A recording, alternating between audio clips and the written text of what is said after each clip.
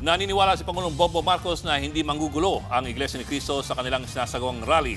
Pero ipinag-aalala raw ni PBBM na baka maudyukan ng INC ng ibang grupo. Ayon sa Pangulo, nakatanggap sila ng impormasyon na may nag-uudyok sa Iglesia ni Cristo. Kanina, pinalalahanan ng Malacanang ang mga miyembro ng Iglesia na huwag magpagamit sa mga gustong magpatalse kay Pangulong Marcos. Ayon sa palasyo, hindi pinipigilan ng rally, maliban na lamang kung may magiging paglabag sa batas. Pakinggan po natin ang bagong pahayag ni Pangulong Marcos. Malakas ang loob ko kasi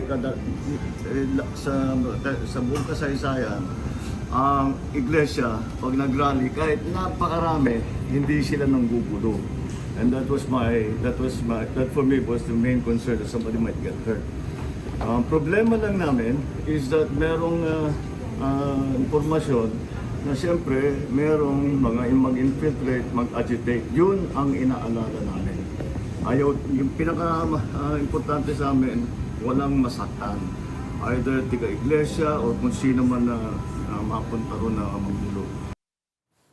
Bumuelta naman ang palasyo sa banat kagabi ni Senadora Amy Marcos laban sa kanyang kapatid na si PBBM at sa administrasyon. Magugunitang sa talumpati niya sa INC rally kagabi, tinawag niyang bangag ang gobyerno. Pero sagot siya ng Malacanang, bakit daw tahimik si Senadora Amy nung si dating Pangulong Rodrigo Duterte ang umamin na gumamit ng iligal na droga? Balikan natin ang pahayag ni Senator Amy at ang tugon dyan ng palasyo.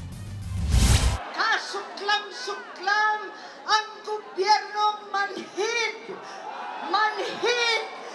at walang pakialam sa hirap ng ating mga magsasaka at mangingisda, mga sektor na nagpapakain sa atin na halos walang makain.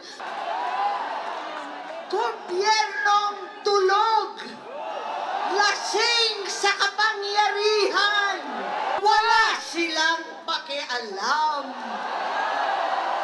Pagkat itong gobyerno ay bangag! Pinaghandaan po natin talaga ito para maipakita natin kung sino ba talaga ang gumagamit ng illegal na droga sa panahon na siya ay Pangulo na. Pero sa mga pag-amin na ito ni dating Pangulong Duterte, tumahimik siya. Sa panig naman ng Ombudsman, sinabi nitong anumang araw ngayong linggo ay masasampa na ang kasong plunder laban kay Senator Marcoleta.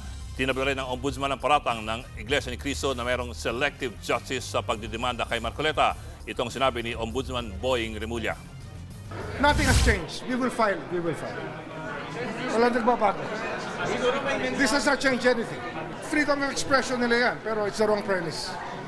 There's no selective justice in this country when it comes to the ombudsman. Magugunitang kongresista pa noon, si Marcoleta nang umamin sa isang TV interview ng INC na tumanggap siya ng milyong-milyong pisong halaga ng donasyon mula sa kanyang mga kaibigan para tumakbo bilang senador.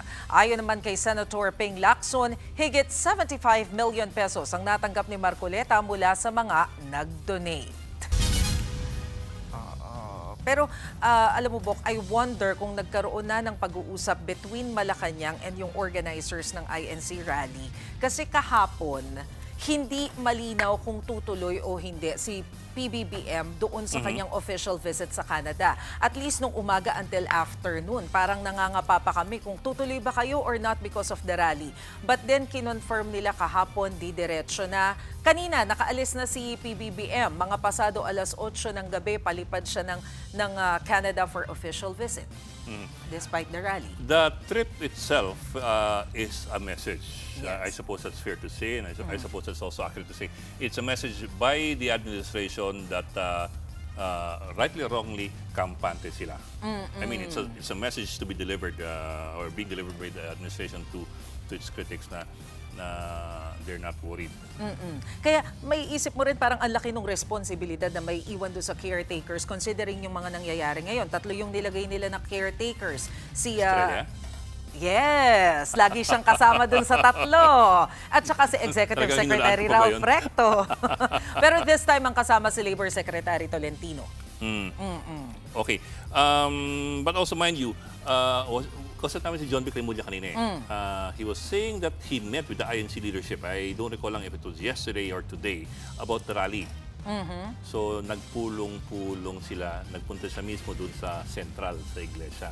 At sabi niya, this is as far as he was willing to admit, ang pinag-usapan lamang nila ay yung traffic situation, saka yung peace and order doon mismo sa White Plains area para maluwag at gumagalaw at hindi abala yung mga tao.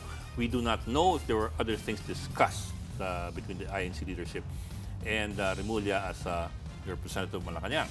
Especially now na maingay pa rin yung baka dumating yung kilos protesta umabot hanggang doon sa Malacanang and the issue of destabilization. Pero yung situation mismo doon sa Malacanang area, mahigpit pa rin yung security nila ha. Pati yung container van, naka-ready pa rin, nakaharang pa rin doon sa entrada ng Malacanang. Hindi pa rin nila tinatanggal yun. Yeah. And additional members of the police. It is not inconsequential na lumipat yung rally from EDSA to Liwasang Bonifacio because EDSA, of course, is in the middle of Metro Manila. Yes. Pero the Liwasang Bonifacio is just a few hundred meters away Yes. from Malacanang.